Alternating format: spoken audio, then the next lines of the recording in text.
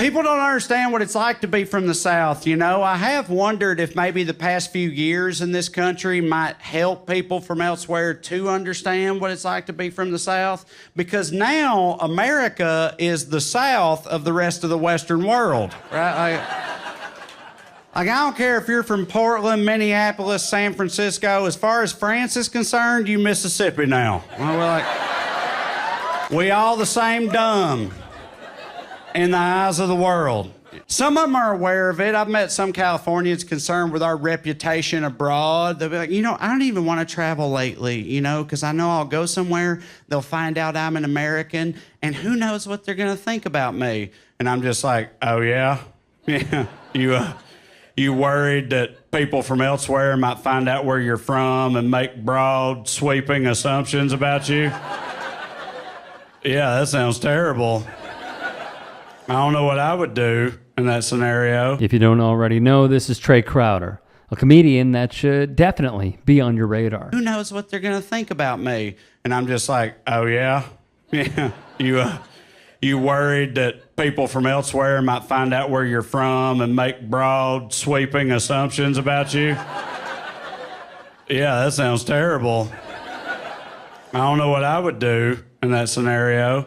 Now, it'd be even worse for me, man. I get over there, some Frenchman's like, oh, Americans, they are all ignorant baguettes, huh? And I'm just like, who you calling a baguette?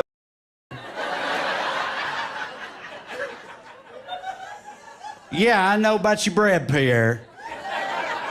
Because, dude, like, growing up, rednecks and cops were like natural enemies, dude. They did not get along at all.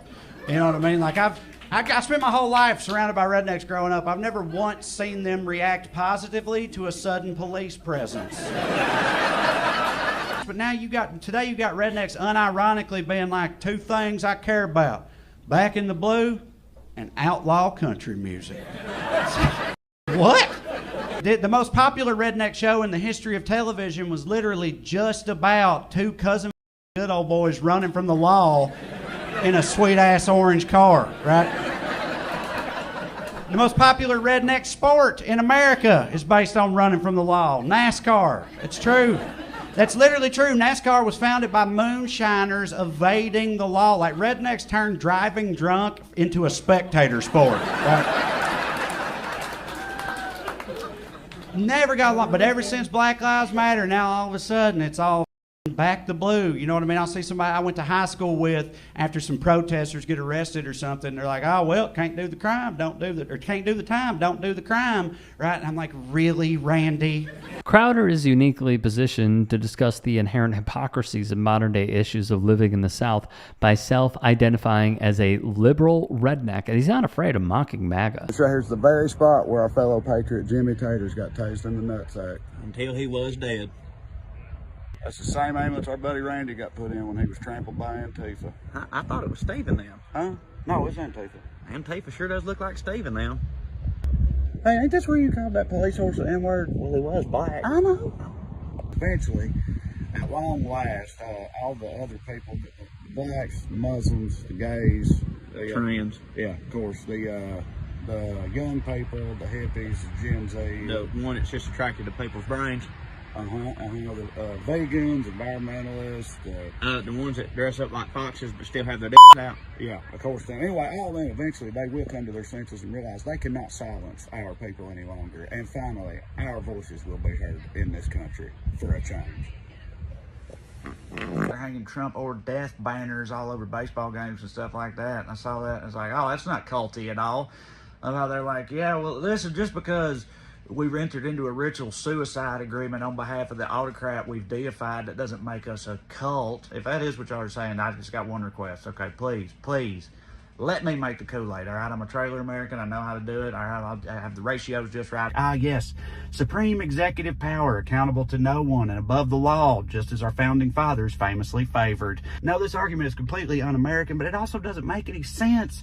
Like, if you listen to Trump and his people talk, he's like, all right, first off, I should be immune from prosecution for any of the stuff I did as president. Secondly, if I win this year, first thing I'm going to do, prosecute Joe Biden for all the stuff he did as president. What?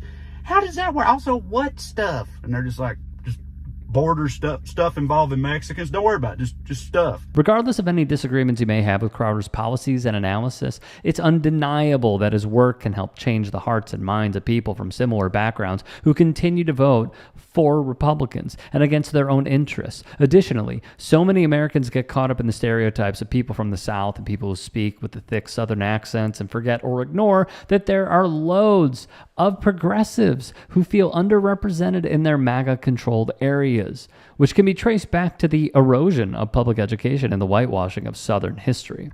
Well, things are getting a little secession-y down there in Texas, and I know what else is new. They do love to do that. We all know that threatening to secede is as much of a time-honored Texas tradition as 10-gallon hats and losing in the playoffs, baby. It's just what they do. For now, they're on one. And why, you ask? You know, Mexican reasons. That's right. See, recently in GOP land, they realized that their election strategy of about how bad the economy was being undermined by how not bad the economy was, and they needed to pivot, right? Is that xenophobia's music I hear? You know it. You know what time it is. It's time to dress up like a cowboy, head down to the border, start putting up razor wire and calling the most desperate people on earth terrorists. You get it. The border's wild. This is the Republican playbook to a T. There are infinite amounts of bogus culture war issues that Republican officials can whine about when they run out of things to energize the voter base. And more often than not, racism and xenophobia are the most effective in mobilizing the base. Get wild on the border. See, according to Republicans, the crisis on the border is of an existential magnitude, and Biden and the Dems won't do anything to fix it. That's what they say. Right? So recently, some of their Republican colleagues came into the office and said to leadership, hey, you know how we're always saying Biden and the Dems won't do anything to fix the border? Yeah, damn straight. Right, well, good news. We worked with Biden and the Dems to author a bill which would do something to fix the border. Isn't that great? You did what? What are you, stupid? Why would you? Who is this guy? Why would you? You worked with the Dems? Dude, you never work with the Dems. That's rule number one. No, I know. But we only worked with them to fix this problem we have for the American people. Yeah, that part's even worse, dude. Fix the problem. What are you, new here? We don't fix problems. If we fixed the problems, we wouldn't have anything to about. And then why would people vote for us? Use your head, man. Right? That's literally how they responded, but that's not all. At the same time they were doing that, they also filed articles of impeachment against Homeland Security Secretary Mayorkas for, you guessed it, not securing the border. Trae is spot on again here. While the Dems are abject failures in passing meaningful legislation to put the country forward, and Biden has continued Trump's draconian immigration policies, the Republicans are entirely based on passing as little legislation as possible unless it involves tax cuts for the rich or slashing business regulations. They need the overblown border crisis to keep going so they can campaign on it throughout the year. Once again, showing that both parties work for themselves and their benefactors, not the people who elected them. Be sure to check out Trae Crowder's work on his YouTube channel and other social media accounts, and please see him live if he's coming to a town near you.